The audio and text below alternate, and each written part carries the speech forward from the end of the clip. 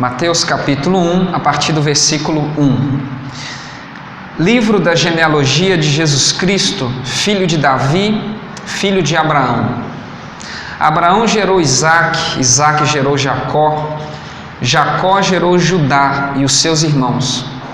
Judá gerou Pérez e Zerá, cuja mãe foi Tamar.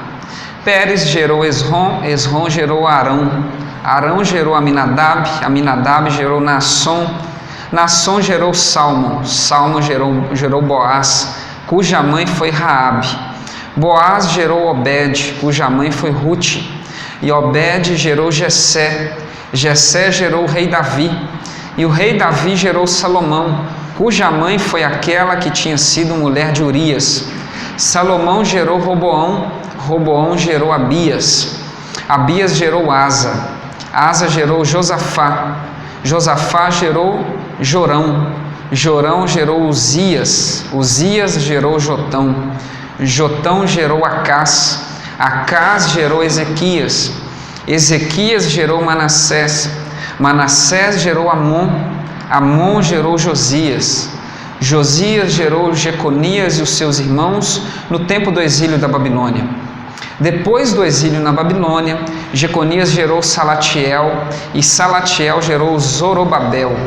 Zorobabel gerou Abiúde, Abiúde gerou Eliaquim, Eliaquim gerou Azor, Azor gerou Sadoc, Sadoc gerou Aquim, Aquim gerou Eliúde, Eliúde gerou Eleazar, Eleazar gerou Matã, Matã gerou Jacó, e Jacó gerou José, marido de Maria, da qual nasceu Jesus, que se chama o Cristo.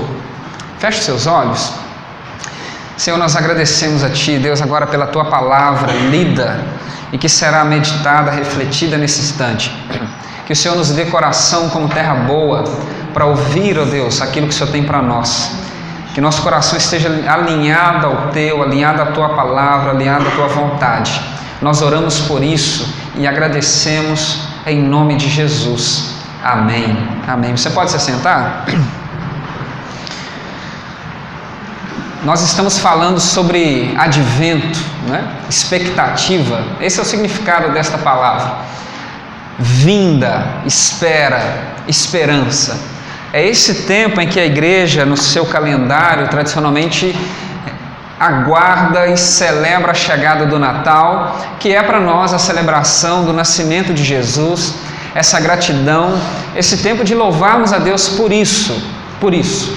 E porque é importante para nós, há muita discussão, algumas igrejas cristãs, elas nem celebram o Natal no argumento de que Jesus não nasceu oficialmente dia 25 de dezembro, e se você achava isso, possivelmente não foi mesmo, não se sabe exatamente quando Jesus nasceu, mas o que é para nós importante é que Ele nasceu, é que Ele veio, é a celebração da encarnação, é a celebração do Deus que invade a história, do Deus que vem ao encontro da humanidade. Então, para a igreja cristã, assim como a morte e a ressurreição de Jesus é importante, é fundamental, o outro pilar da fé é a celebração do Natal. É esse esvaziamento de Deus, que é esse início desse projeto, em que Deus de fato toca a nossa história, que Deus vem ao nosso encontro. E por que isso é importante? Porque Jesus é a nossa maior esperança. Jesus é aquele em quem nós depositamos a nossa fé, a nossa expectativa. É aquele que muda a nossa condição como humanidade, é aquele que muda a nossa condição como seres humanos. Então, Ele é a nossa maior esperança. Então, quando Ele invade a história, quando Ele pisa o chão da história, a igreja celebra por isso. O Deus encarnado veio ao nosso encontro. Por isso Ele é chamado de Emanuel, é Deus conosco. Eu não sei se isso para você faz sentido, mas é até absurdo uma religião afirmar que o Deus o qual ela adora se fez homem, se fez humano, se fez gente. Chega a ser até absurdo. E a gente encontrar o poder de Deus manifestado na natureza humana. Por isso que Paulo vai dizer que a pregação do Evangelho é loucura. A gente afirma algumas coisas que talvez para você faça muito sentido, mas talvez para algumas pessoas com quem você convive não faz sentido algum. E é isso mesmo. É isso mesmo. Por isso nós precisamos às vezes da fé, de se lançar nesse caminho para a gente começar a desfrutar disso. Mas nós falamos de Jesus como esse ápice da esperança humana. Nós falamos de Jesus como esse ponto máximo da esperança humana. E por que isso é importante para nós? Porque dizer que Jesus é o ápice, é necessário que algumas outras questões, alguns outros aspectos, algumas outras esperanças, alguns outros indícios tenham sido colocados ao longo da história para nos preparar enquanto humanidade para receber, entender e desfrutar desse grande presente que Deus tem para nós, chamado Jesus Cristo. Por isso que nós cristãos, vamos dizer nós metodistas, né? Porque tem alguns cristãos aí que não fazem isso mais, por isso que nós abraçamos a Bíblia no todo, Antigo Testamento, Novo Testamento. Para nós não há divisão. Nós entendemos que Antigo Testamento, Novo Testamento compõem a Bíblia Sagrada como um todo, e sem um você não entende o outro. Você lê o Novo a partir do Antigo, o Antigo a partir do Novo. Por quê? Porque o Antigo Testamento, as histórias, os registros vão lançando para a humanidade, consequentemente para nós, alguns aspectos, algumas revelações, alguns indícios do que estava por vir. Do que estava por vir. Tanto que a própria lei que Deus entregou por intermédio de Moisés, o apóstolo Paulo vai dizer que o fim da lei é Cristo. Não o fim no sentido de que Cristo encerra a lei, mas no sentido de a finalidade da lei é apontar para o Cristo. Então nós vamos percebendo que ao longo da história de Deus com o seu povo, Deus vai lançando alguns indícios, vai lançando alguns fundamentos, para que quando o que Paulo vai chamar de plenitude dos tempos, o Filho de Deus pudesse se revelar de uma forma que nós, enquanto humanidade, daríamos conta de entender. Então Deus tem a sua pedagogia, Ele vai construindo uma história de salvação, Ele vai lançando fundamentos, vai construindo princípios, até que chegasse o ápice, e o ápice é Jesus Cristo. E por que eu leio essa genealogia? Porque quando nós lemos a genealogia de Jesus, nós lemos de onde Jesus saiu, é importante que percebamos alguns nomes, algumas histórias, alguns registros que estão aqui, que vão nos lembrar que nós encontraremos na pessoa de Jesus as mesmas atitudes, as mesmas posturas, as mesmas ações nas quais nós encontramos na vida e na história de algumas pessoas que estão registradas aqui. A genealogia de Jesus é fundamental para a gente entender a pessoa do próprio Cristo. Porque nessa história que Deus vai construindo, nessa árvore genealógica que Deus vai construindo, as famílias, os núcleos, os clãs que Deus vai escolhendo, elegendo, vai determinando ali, para que fosse sendo um elo dessa corrente, vai deixando uma marca fundamental na história, que toda ela aponta para o Cristo. Então é importante nós olharmos para o Cristo e sabermos de onde Ele saiu, porque nele todos esses indícios que estão gravados aqui alcançarão o seu ápice. Não dá para a gente destacar todos, né? Você viu aí, você que está precisando escolher nome para alguém, você tem aí um catálogo interessante, né? Jeconias, né? Salatiel, Zorobabel, né? Nomes interessantes.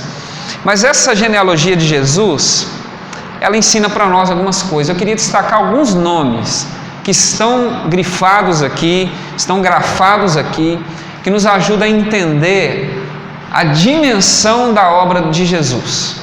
E aí a gente começa a entender a força de Jesus para a nossa fé. Primeiro nome que eu queria destacar, Abraão. Abraão é considerado o pai da fé. Você percebe que a genealogia de Jesus, nessa perspectiva de Mateus, começa com Abraão. A sua história começa no finalzinho do capítulo 11 de Gênesis, e se estende por diversos capítulos de Gênesis, E é uma história para nós fantástica, porque já na vida de Abraão nós vamos encontrar um indício ou um valor ou um fundamento que vai ser um dos principais fundamentos para nós entendermos o nosso relacionamento com Deus por intermédio de Jesus Cristo. E qual é o fundamento que eu particularmente vejo na vida de Abraão e que eu destaco aqui nessa noite? A graça de Deus. A graça de Deus. O nosso relacionamento com Deus, por intermédio de Jesus, é baseado na graça. O que é a graça? É um favor, é uma ação que Deus tem para nós, para conosco, e nós não temos a menor capacidade de retribuir. É algo que você recebe de Deus, é algo que Deus faz por você, e não é de forma alguma porque você ofereceu algo para Ele. Ele olhou para você e deu para você. Simplesmente te deu. No nosso mundo aí capitalista, barganheiro, né? Isso não cabe. Tanto que se alguém te dá alguma coisa, você já logo... deve estar precisando de dinheiro, daqui a pouco vem pedir emprestado. Você já logo desconfia. Ou a pessoa aprontou, não tem a hombridade de sentar com você e se desculpar e fica fazendo agradinhos, sabe? Na sua casa tem alguém assim? Fala o que quer, aí depois vem fazendo agradinhos, né? Eu detesto isso. A pessoa faz o que quer, aí vem depois, né? Não senta e conversa, fala, desculpa, eu errei. Aí fica aquele joguinho, né? Porque a gente tem esse jeito nosso. Mas quando a gente fala da salvação, da ação de Deus para conosco, é graça. E a história de Abraão é interessante, por quê? E por que Abraão vai ser chamado pai da fé? Porque ele precisa aprender a se relacionar com Deus na dependência. Na dependência. Por quê? Abraão tem uma esposa chamada Sarai, posteriormente Sara, que ela tem um detalhe muito interessante. Abraão recebe uma promessa de ser pai de uma multidão. E ele tem uma esposa estéril. Estéril.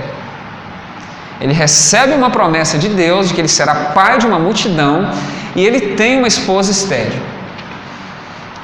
E aí Abraão, no capítulo 12, sai em direção à promessa que Deus tem para ele, e ele sai de Ur dos Caldeus, o atual Iraque, região do Irã, e vai para a região de Israel, vai nessa migração em busca dessa promessa, e ao chegar nessa terra, Abraão tenta fazer a promessa de Deus acontecer na força do seu braço. Na força do seu braço. E ele tenta o tempo todo proteger a promessa de Deus, porque ele vai enfrentando alguns obstáculos, alguns perigos, algumas dificuldades, que na sua visão são situações que podem ameaçar a promessa. Sabe, você tem uma oportunidade, por exemplo, alguém chega para você e fala assim, ó, fulano, se tudo der certo, você, vai ser promovido. Aí seu coração enche, né? Você fica com expectativa. Olha, se não acontecer, se não chegar uma pessoa para preencher aquela vaga ali, a vaga é sua. Aí quando você fica sabendo que o infeliz chegou para deixar o currículo, você já fica louco, você já fica louca. Porque você fica assim, vai tomar o que é meu. Aí você já fica, né? Ah, meu Deus. Aí você começa até a orar para a pessoa perder o Uber, né? Ora para o Uber cancelar, né, a viagem, eu sei que você faz isso. Aí você fica, por quê? Você tenta proteger, tem uma expectativa de que aquilo é seu, e qualquer ameaça você começa a fazer do seu jeito, com o seu braço, dá o seu jeitinho, faz. Abraão fez isso, porque quando ele chega na terra de Canaã, Deus havia dito, vou fazer de você uma grande nação, vou prosperar você. Sabe qual é o primeiro obstáculo que Abraão enfrenta na terra próspera? Ele ia ser um pai de uma nação, de uma multidão, ele vai para uma terra que está passando fome. Vem um tempo de fome na terra. Aí sabe o que Abraão faz? Abraão foge da terra. Porque ele vai para um lugar que tem pão. Porque na cabeça dele, Se eu ficar aqui, eu não vou viver a promessa que Deus tem para mim. O que ele faz? Ele sai do lugar onde Deus havia colocado. Ele vai para o Egito e depois, de novo, ele vai para Gerar. Ele foge.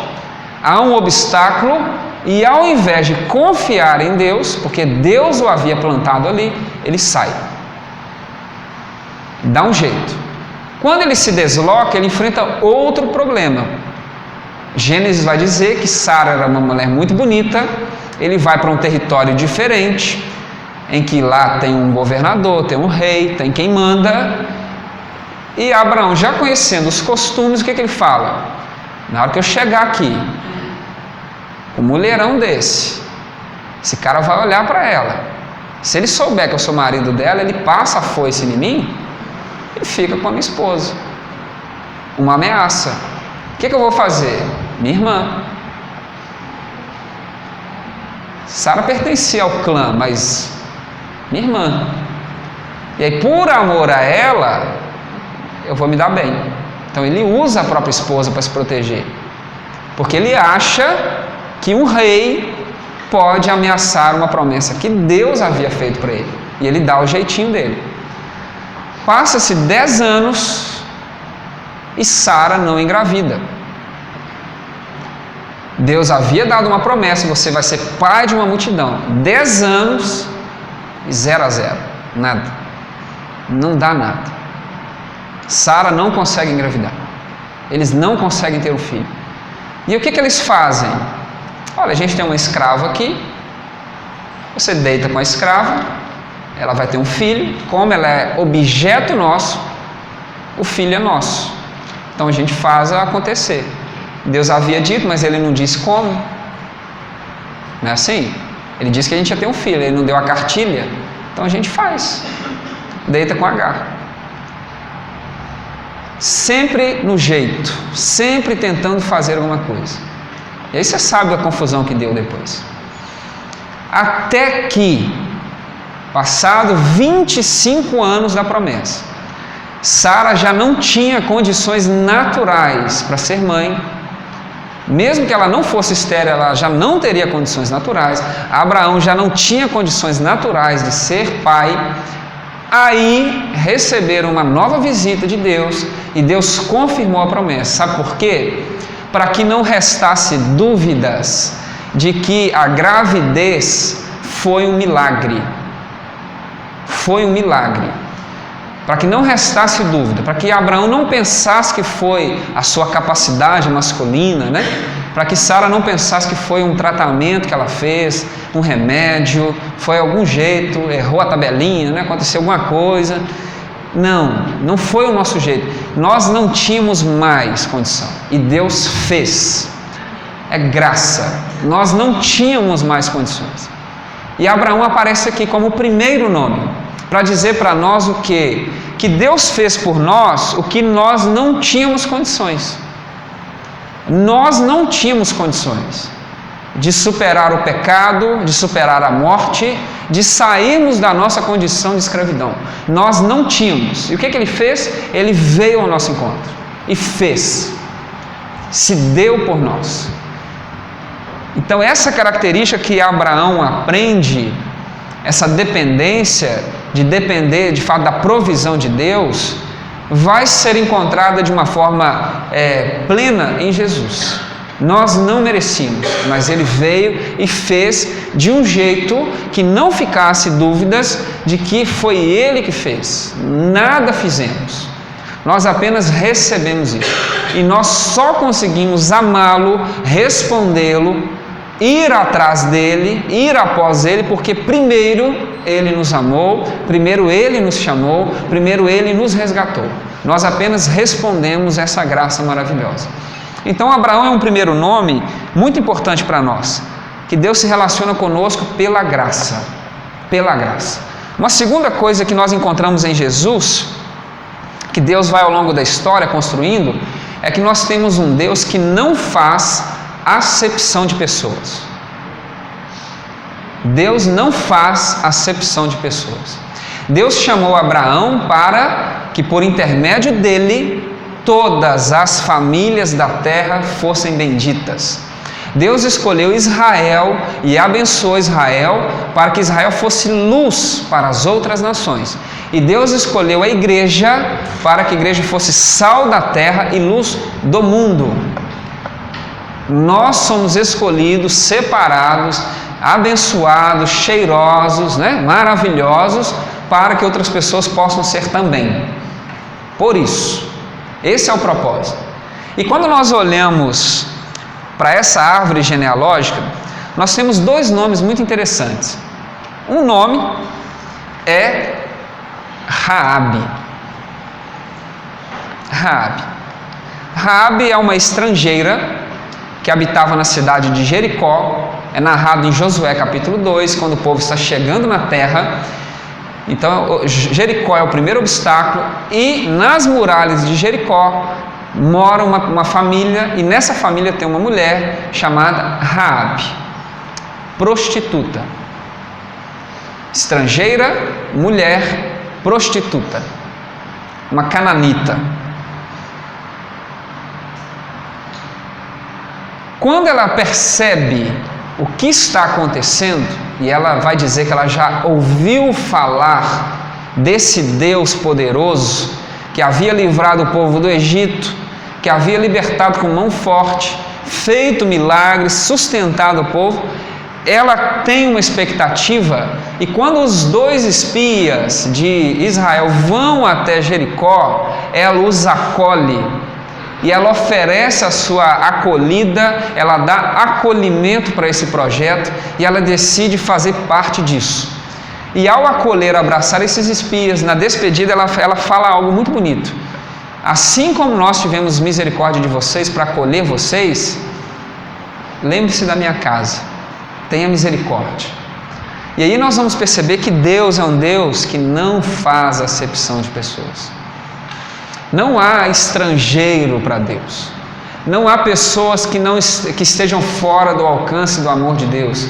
Não há pessoas que não possam fazer parte do povo de Deus. Não há. E nós temos a Raabe, essa estrangeira, mulher, prostituta, pagã, que agora faz parte do povo de Deus, e não só faz parte do povo de Deus, como é uma antepassada de Jesus. Porque a sua própria história vai dizer para nós que Deus é um Deus que inclui, é um Deus que abraça, é um Deus que está de braços abertos para todo aquela que desejar experimentar uma vida nova, um tempo novo.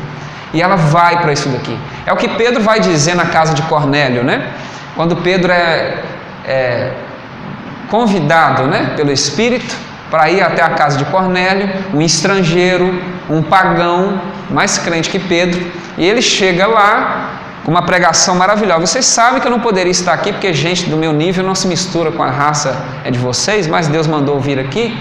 E quando Pedro está pregando, ele é interrompido, por quê? Porque o Espírito Santo desce na casa de Cornélio, e ele fica doido, não sabe o que faz. Tanto que em Atos 15 ele vai chegar a testemunhar, falar, gente, eu até não sou muito adepto disso não, mas o que eu vi lá não tem como negar. Se Deus deu o Espírito Santo, quem será nós para negarmos água na cabeça dos outros? Então batiza esse povo aí. O Espírito já desceu, a água aponta o que acontece, ela é um sinal do invisível. Se o invisível já veio, mete água na cabeça do povo. O que a gente vai fazer? A igreja de Deus, aí mandou, o chefe mandou, a gente obedece. Então, e ele vai dizer algo importante: Deus não faz acepção de pessoas. Outro nome que aparece nessa tônica é Ruth. Nós temos um livro maravilhoso sobre Ruth, uma estrangeira que é acolhida, que tem uma experiência de fé muito bonita a partir do testemunho da sua sogra, Noemi, e ela é acolhida e vai parar onde? Na árvore genealógica de Jesus. Uma mulher estrangeira que é abraçada por essa fé.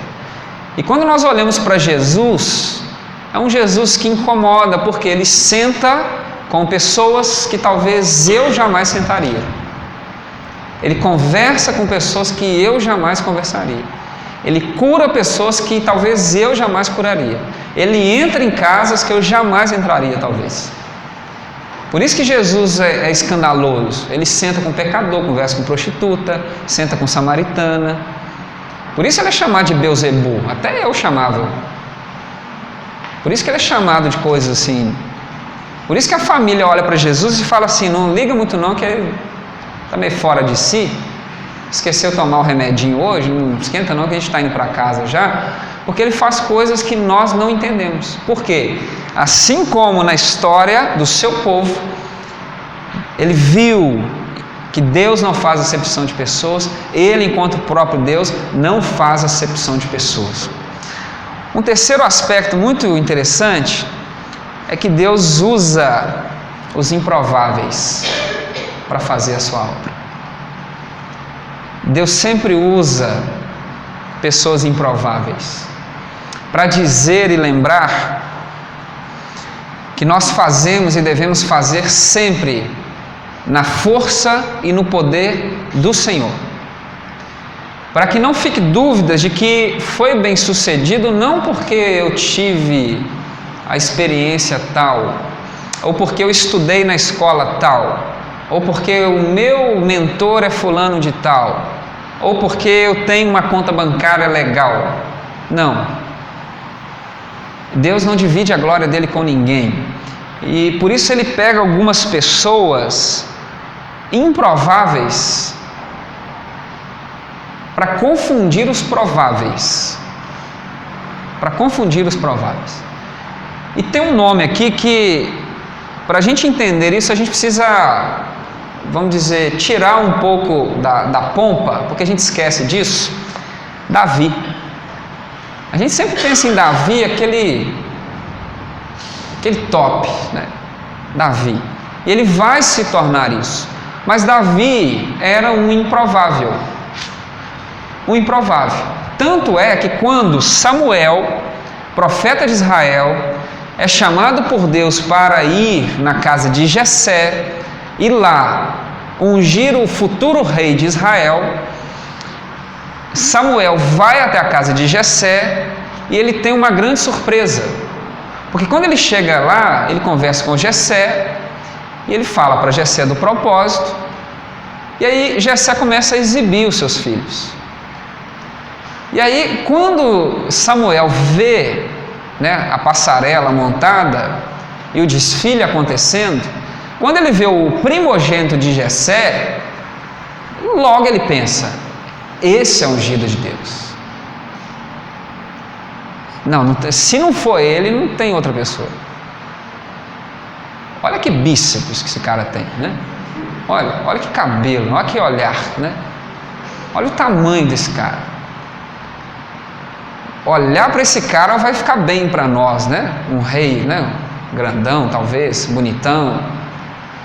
Samuel tem na sua cabeça um estereótipo. E nós, volta e meia, caímos nessa. Você olha para alguém e fala assim: fulano?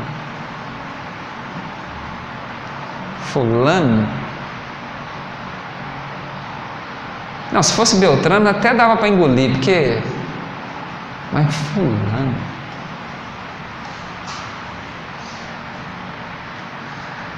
O fato é que tem gente que Deus não chamou não, tá, gente? Isso aí acontece. Não chamou não, tá fora de lugar mesmo. Mas Deus chama umas pessoas que confundem a gente. Você olha para aquilo e realmente fala assim: pode sair alguma coisa boa daí, gente?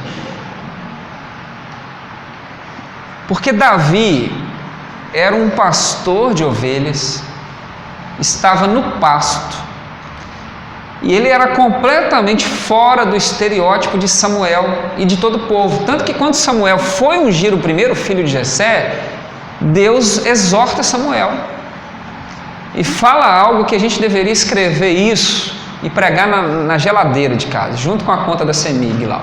Pregar: Samuel, cuidado, eu não vejo como o homem vê, eu não vejo como o ser humano vê, porque o ser humano vê o exterior, eu vejo o coração.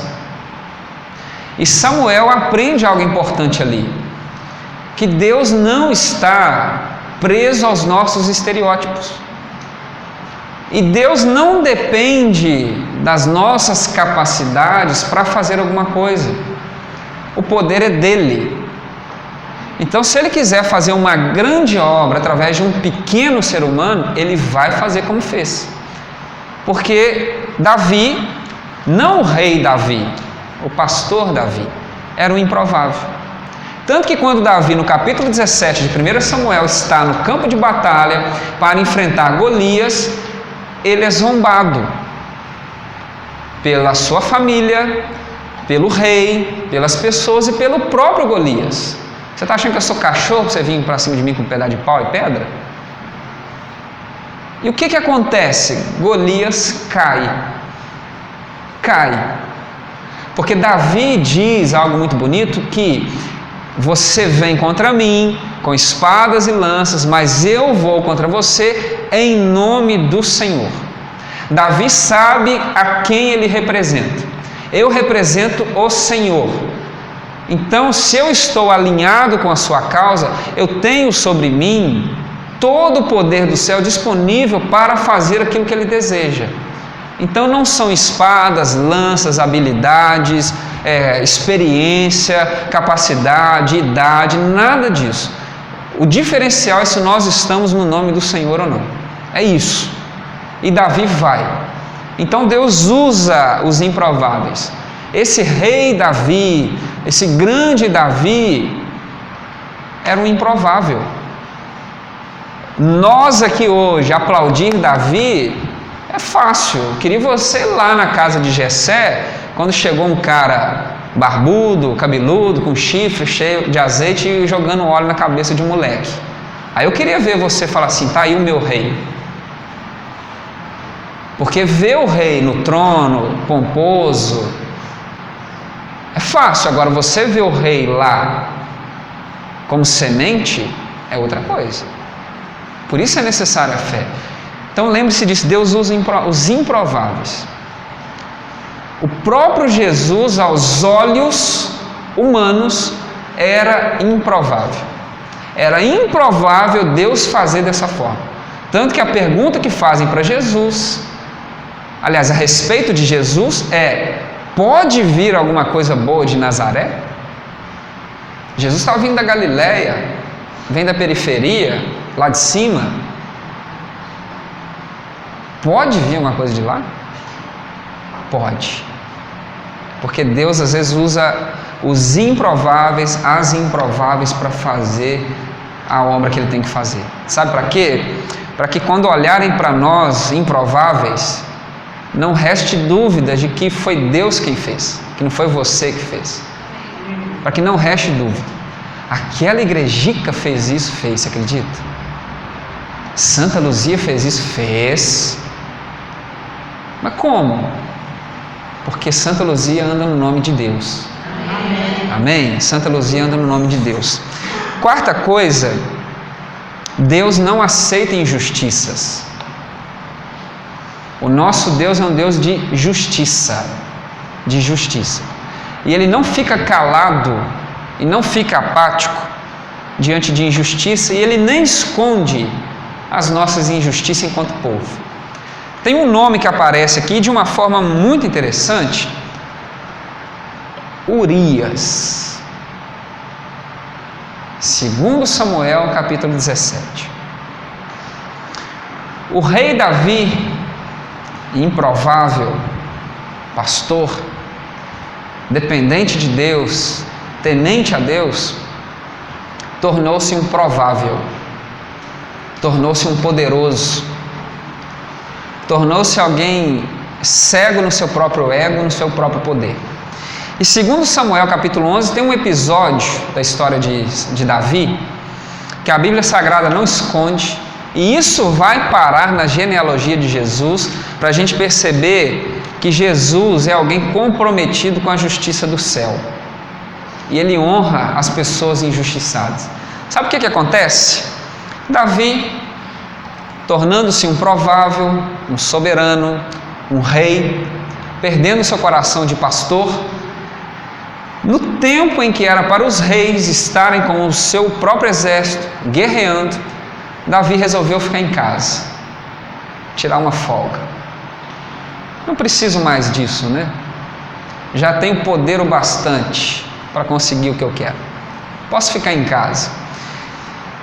E Davi comete um erro muito grave. Ao passear pelo terraço da sua casa, ele vê uma mulher chamada Batseba tomando um banho de purificação, bate os olhos sobre essa mulher e dá uma ordem: traz essa mulher aqui. E ele, enquanto rei, tem os seus desejos, os seus caprichos atendidos, e ele se deita com Batseba, tem relações com ela, e ao finalizar, ele faz o que todo mau caráter faz: a despede, manda ela embora, usa e joga fora. Só que acontece um problema, na verdade 2, na verdade 3.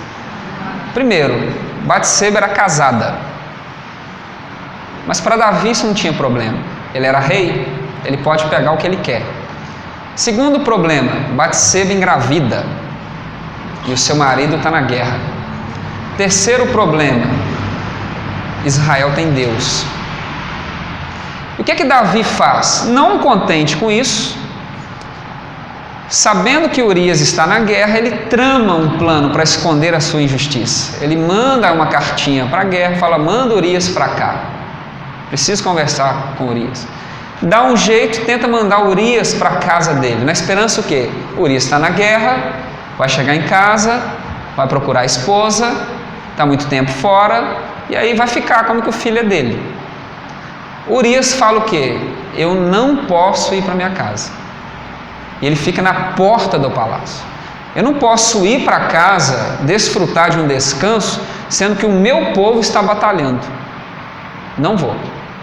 Davi fica sabendo, tenta uma outra alternativa: embriaga Urias. Vou encher a cara dele, ele vai ficar grogue, vai para casa, talvez nem vai saber o que aconteceu, filha dele. Urias não vai para casa. Aí Davi tenta uma terceira forma e dá um jeito. O que ele faz? Escreve uma carta para o seu general, dizendo assim: coloque Urias no lugar mais perigoso da batalha. Ou seja, encomenda a morte de Urias. E é tão sério que Urias, gente, olha que atrocidade, Urias é o portador da carta. Ele leva a carta. Talvez por não saber ler, talvez por fidelidade, a gente não sabe exatamente. Ele leva a carta que encomendava a sua morte. Resultado, Urias morre. O que Davi faz? Toma Batseba para si, mas ele é repreendido. Segundo Samuel capítulo 12, Deus levanta um profeta, Natã, que repreende Davi. Você pode ler essa história em casa. Esse filho morre. Posteriormente, eles têm outro filho. Davi se arrepende, tem um tempo de contrição. O Salmo 51, possivelmente é desse período, é um salmo de arrependimento dessa fase. Davi entende o que fez, a gravidade do que fez, mas ele sabe que ele vai lidar com todas as consequências disso, e o seu reino, em virtude disso, não é mais o mesmo. Mas esse texto tem algo interessante. O segundo filho de Davi com Batseba é Salomão. Aí quando vai ser dito que Salomão está na genealogia, você deve ter reparado, e Davi teve um filho da que fora mulher de Urias, Salomão. Olha que coisa séria. Davi gerou Salomão da que fora mulher de Urias. Isso é para dizer o que, gente? Deus não compartilha com injustiças. A nossa fé é uma fé que nos chama para a justiça. Deus não se associa, não aprova, não legitima violência, injustiça, atrocidades. Tanto que a memória de Urias, apesar de ter tentado ser apagada por Davi, ela não é apagada. por Deus, está aqui.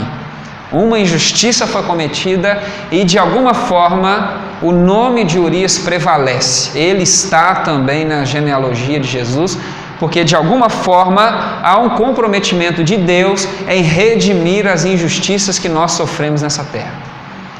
Por mais que Urias humanamente não tenha visto a justiça ser feita, há um Deus justo sobre nós.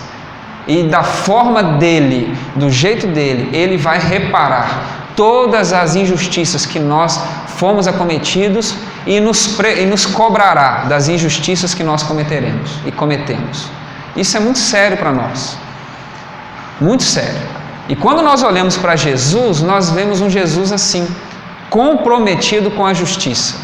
E Jesus paga com a sua própria vida, sofre todo e qualquer dano para que a justiça de Deus esteja confirmada na sua vida. Não há espaço na vida, na pregação, nas posturas de Jesus para injustiças. Ele gera a vida, ele luta contra essas coisas, ele bate de frente, ele enfrenta, ele fala, ele profetiza. Por quê? Porque ele está alinhado com a justiça do céu. E nós vemos isso daqui. E o último tópico é que dentro dessa ideia da justiça,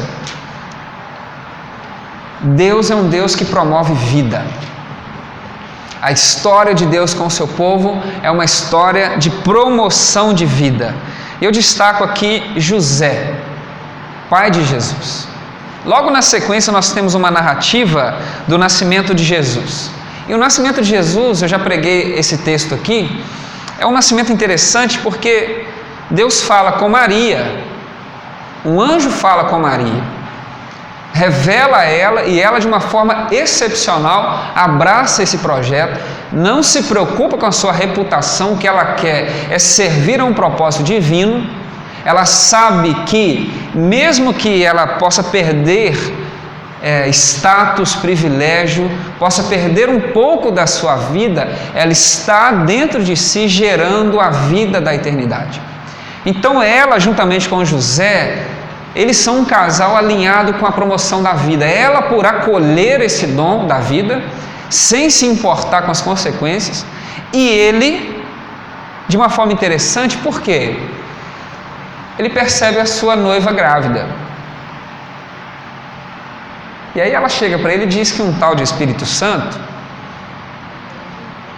diz que eu ficaria grávida. Pensa na cena. Eles estão perto do casamento e ela aparece grávida. E aí o texto vai dizer que José a deixa. Pensa, está cogitando essa possibilidade de secretamente deixar. Se José fica e não entende o que está acontecendo, Maria poderia até pagar com a sua própria vida, com apedrejamento, porque à vista humana, adultério.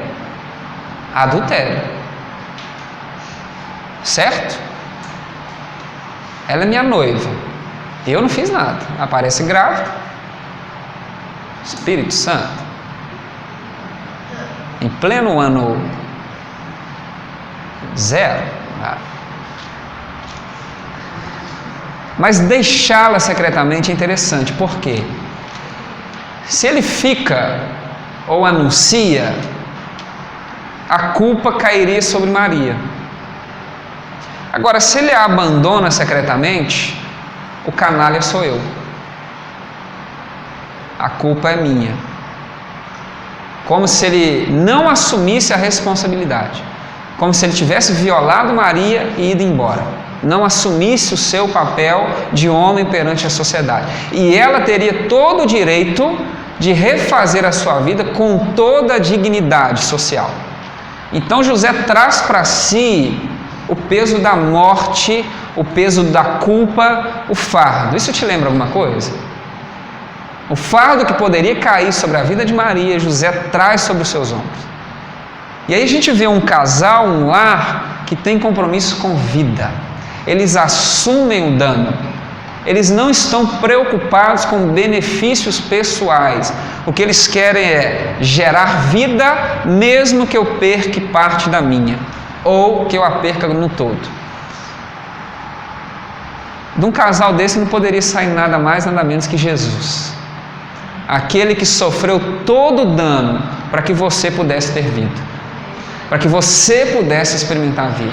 Todo o peso, toda a culpa, todo o fardo que estava sobre você, Ele tomou sobre si e levou aquela cruz para que você pudesse viver. Então toda a história de Jesus é carregada desses fundamentos. Homens e mulheres que foram escolhidos, separados, para que pudessem já, numa escala menor, ir sinalizando como luzeiros, preparando o caminho para a chegada, para a plenitude dos tempos. E é isso que nós celebramos nesse tempo, esse advento, é trazer à nossa memória aquilo que significa Jesus para nós. E Jesus, dentro desse texto, significa que Deus é um Deus de graça, Deus é um Deus que não faz acepção de pessoas, Deus é um Deus que usa improváveis, Deus não aceita injustiça e Deus promove vida. Esse é Jesus.